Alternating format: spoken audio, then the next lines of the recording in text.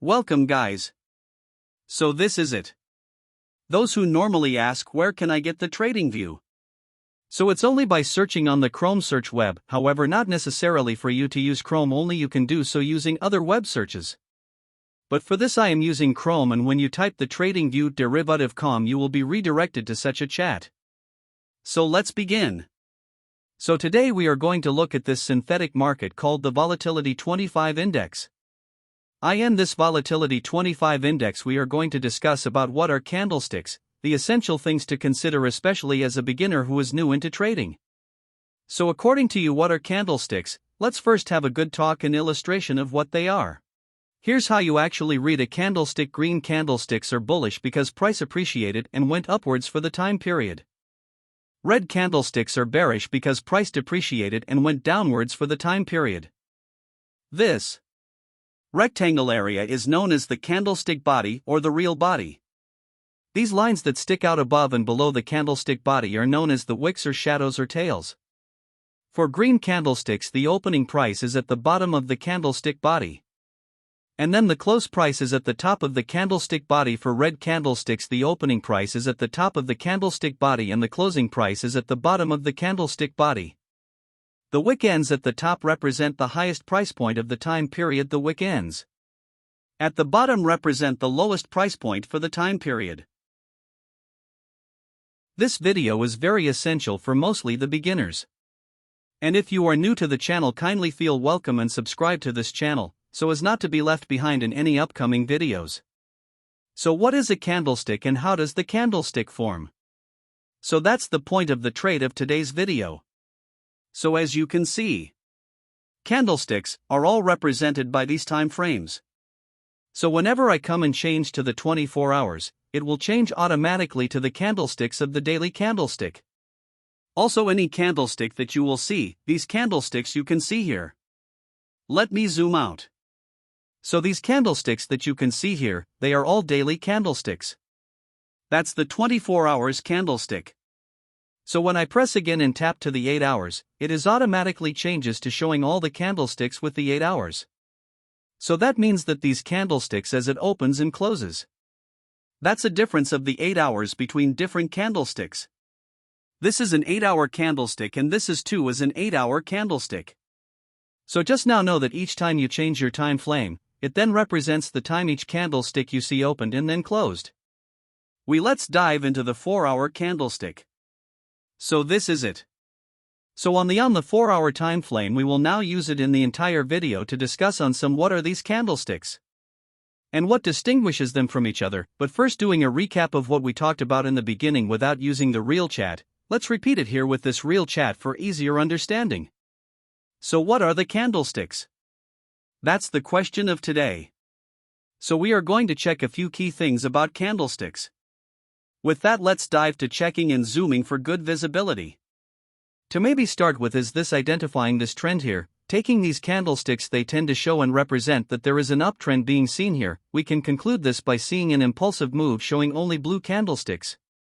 This is an uptrend showing different candlesticks of 4 hours time frame. The concern about the trend will come later, not now. For now I want everyone to be very knowledgeable about what entails in candlesticks and how they are formed in the easiest way possible. So how do we identify its opening and its crossing? So let me look for one candlestick that it's visible. And we are going to start and dive into this candlestick, this one. So with that, I hope you can see the screen very well. Let me zoom it out for good visibility and we see how it behaves. So with that, this is it. As I have said, this is a 4-hour candlestick and also this one is a 4-hour candlestick. Now how do you know which is the bearish and the bullish candlestick? One of the straightforward things to look on a candlestick is the color. The differences are based on the colors, and I believe each and everyone understands to differentiate different colors. Here we will use the blue and red color for illustration purposes as we had done earlier. Let's take this.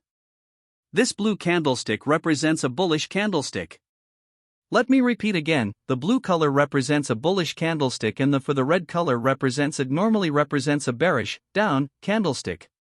Isn't that simple to know that a blue color represents a bullish candlestick and the red color represents a bearish candlestick? I think is very simple and you have understood that. So next we need to know that there is how the candlestick behaves. Similar to what we had discussed before, not on this real chart but the previous illustration. We had seen that when a candlestick, talking of maybe like using this bullish candlestick. This is the opening. I hope you can see where the cursor is. I mean, here is the opening, this one. So when we start with this candlestick, we can see after opening. It then went down as the market was moving, and with this it was trying to form a tail, or what we called before the wick, this wick to the lowest point of the candlestick upon its period of time. And then tripped back moving upwards, then formed the highest point of the 4-hour time frame, and then went back and closed. After this closing at the same place now on the next 4-hour candlestick, it as we expect it should then have an opening next to where it closed from the previous candlestick. So here the candlestick, and as we expected it opened here, as again it took the similar movement of the previous candlestick, went down, this moving down as I told you it's creating the tail, shadow, or what people know it as the wick, then went up, formed the highest point of the candlestick, then went now to the point of the close of the candlestick. This point is called the crossing of the candlestick. So the pattern repeats itself in all the candlesticks. I am now pretty sure a beginner now understands how the candlesticks are formed. From the opening creating wicks to the close of the candlestick. Anyways, let's proceed. So after we are done with the bullish candlesticks, let's move to the bearish candlestick.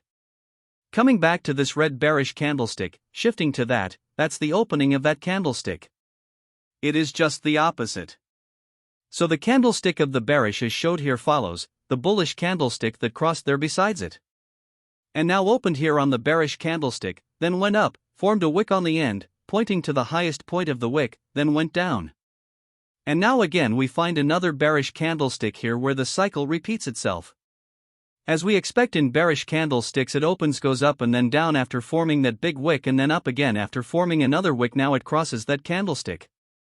We then proceed to another bearish candlestick. I hope you can see how I am moving the cursor to show you the movements of the candlesticks. So that's how the bearish candlestick flows. So again we shift through to this next candlestick. It opens here as you can see on the cursor, and then goes up to the highest point of the candlestick, then creates the wick which we also call the tail or the shadow. Then proceeds to go down, formed the lowest part of the wick, and then as usual crossed there. So next it opened, went up, formed the highest point of the candlestick, then went down. Very simple. Hope you understand? And in case of any questions, ask. Then went back and closed. Then it opened. So let's proceed after opening here. We come back to the bullish. We open from here.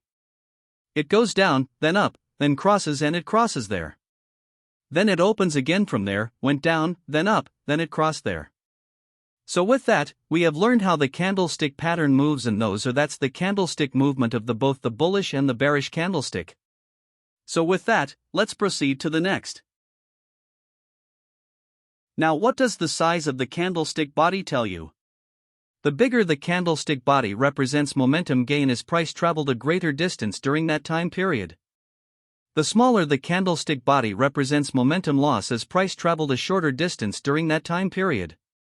When you have a very small candlestick body or close to no body, this is known as a doji, which represents indecision from buyers and sellers because price swung up and swung down during that time. But then closed close to the same price as where it opened from, which means buyers and sellers got nowhere and again shows indecision. Make sure to hit the like button on this video as it allows me to continue to produce more free videos on YouTube. Also make sure to follow us on our TikTok account. So thanks for watching, and I'll see you in the next episode.